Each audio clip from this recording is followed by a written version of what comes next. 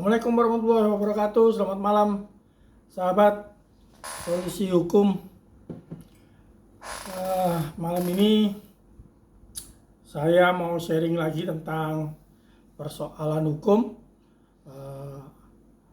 Yang tadi siang ada sahabat saya bertanya. Kebetulan dia memiliki sebuah persoalan hukum, yaitu dia akan menjual asetnya berupa rumah, tanah.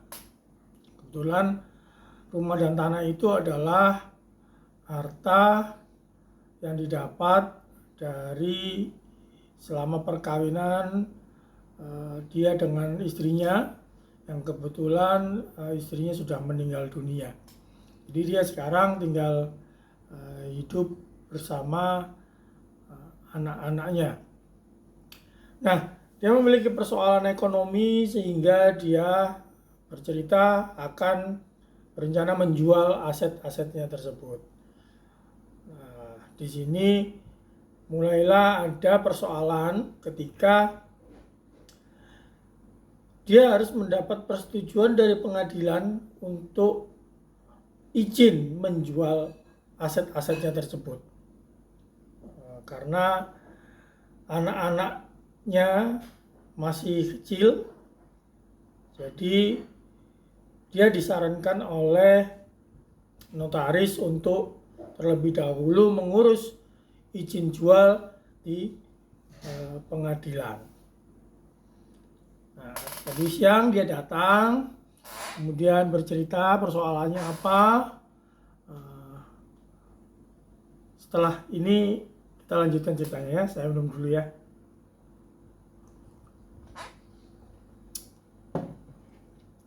Oke, jadi begini sahabat ceritanya. Jadi dia itu ingin menjual rumah. Dia tanya, apa dasarnya Pak untuk menjual aset yang dia miliki beserta anak-anaknya ini harus melalui izin pengadilan? Kemudian saya coba jelaskan ke dia, karena rumah, tanah yang akan dia jual itu harta peninggalan almarhum istrinya. Jadi anak-anak yang ditinggalkannya memiliki hak waris dari istrinya sebagian yang dimiliki dari istrinya ya. Jadi anak-anaknya yang belum cukup umur itu dia juga berhak mendapatkan bagian atau mendapatkan hak kepemilikan dari aset-aset yang ingin dijual.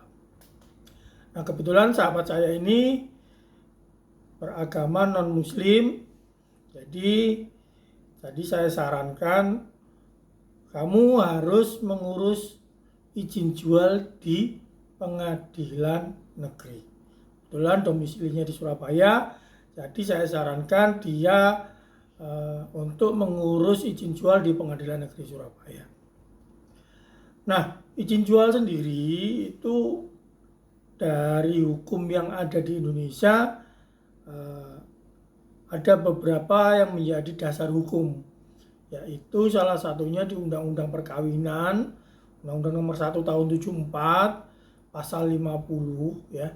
Di situ mengatakan tentang perwalian. Jadi ketika anak yang belum mencapai usia 18 tahun di bawah kekuasaan orang tua atau yang tidak di bawah kekuasaan orang tuanya berada di kekuasaan wali. Jadi kalau dia atau anak itu tidak di bawah kekuasaan orang tuanya, maka harus dikuasakan oleh wali. Nah, sedangkan perwalian itu sendiri di pasal 2-nya itu apa saja yang diwalikan dari anak-anak itu, yaitu mengenai persoalan pribadi anak yang bersangkutan maupun hartanya. Nah, kembali lagi hartanya. Jadi anak-anak itu tadi memiliki hak kepemilikan atas harta peninggalan ibunya. Nah, sehubungan karena anak-anak ini masih diasuh oleh sahabat saya secara langsung, jadi saya sarankan tidak perlu membuat perwalian lagi, jadi langsung saja membuat permohonan izin jual, ya, karena anak ini masih diasuh secara langsung oleh orang tuanya atau ayahnya.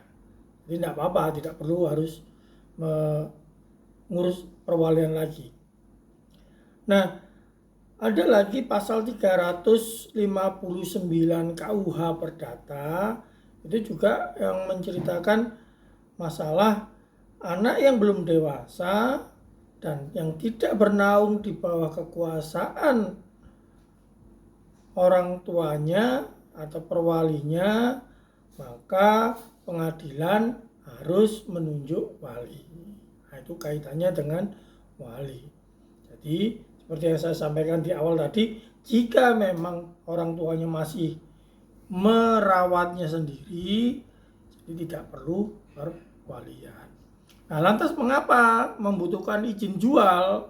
Nah, karena anak-anak ini belum bisa berbuat hukum untuk menandatangani jual beli atau apa, itu tidak bisa berbuat hukum. Dia harus diwakili oleh orang tuanya. Ya, situ. Nah, prosesnya bagaimana untuk mengurus izin jual? Nah, prosesnya sama seperti halnya permohonan penetapan yang lain. Jadi harus mengajukan permohonan penetapan yang judulnya adalah penetapan izin jual. Nah, di situ pemohonnya adalah orang tuanya. Jika orang tuanya itu langsung, maksudnya yang mengasuh anaknya itu tadi. Tapi jika orang tuanya itu tidak ada, bisa diwakilkan oleh walinya. Tapi sebelumnya harus meminta penetapan perwalian terlebih dahulu, ya, dari pengadilan. Nah, karena ini persoalannya sudah orang tuanya langsung, jadi orang tuanya lah yang harus mengajukan permohonan izin jual. Apa saja yang perlu disiapkan untuk mengajukan permohonan? Nah, yang pertama surat permohonannya terlebih dahulu, ya. Surat permohonannya seperti saya sampaikan tadi, surat permohonan itu nanti berisi tentang data diri pemohon, yaitu orang tuanya. Kemudian di dalamnya di situ diuraikan masalah tentang dasar mengapa harus mengajukan izin jual atau mengapa harus sampai menjual rumah atau aset tersebut.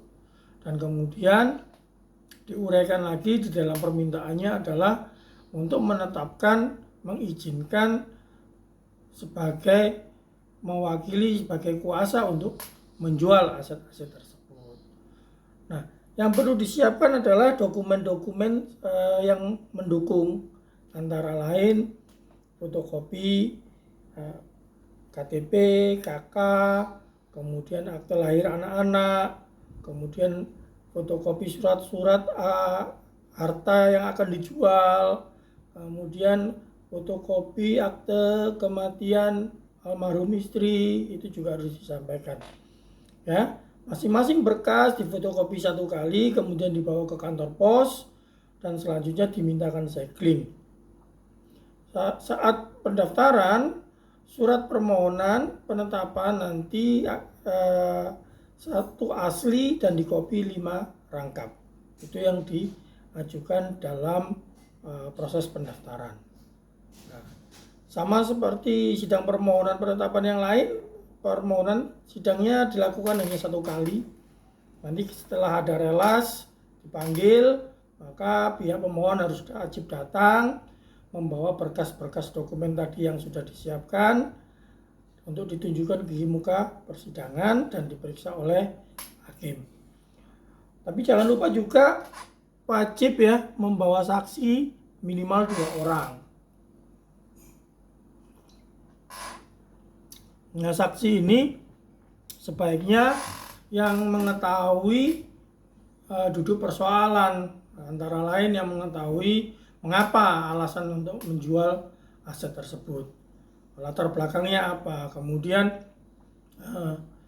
apakah masih ada hubungan baik antara orang tua dengan anak.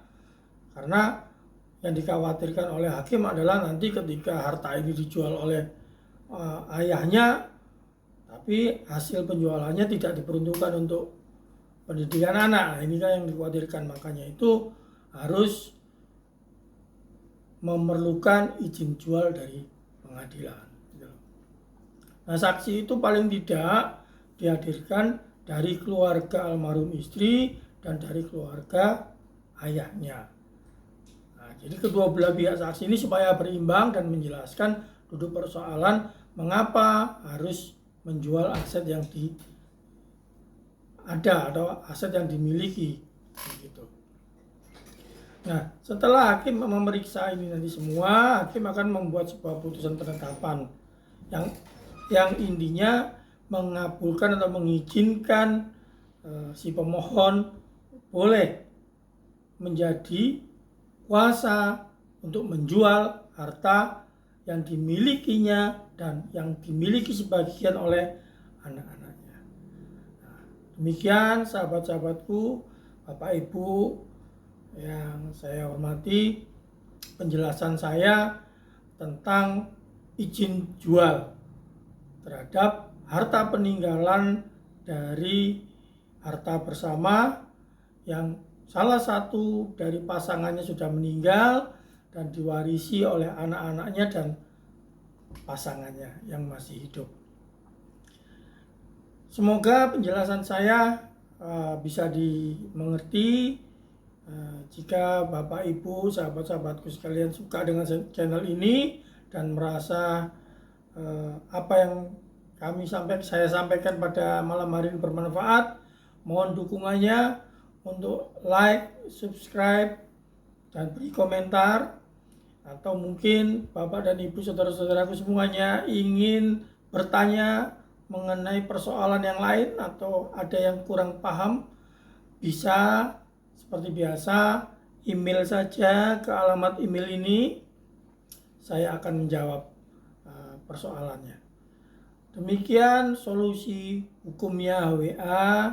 Semoga persoalan yang saya angkat pada malam hari ini juga mungkin banyak Bapak Ibu yang mengalami dan merasa inilah jalan keluar atau solusi yang selama ini dibutuhkan. Terima kasih buat Bapak Ibu yang sudah menonton vlog solusi hukumnya HWA. Sampai jumpa di video vlog yang akan datang dan tentu saja dengan topik yang berbeda lagi. Saya ucapkan wassalamualaikum warahmatullahi wabarakatuh. Sampai jumpa.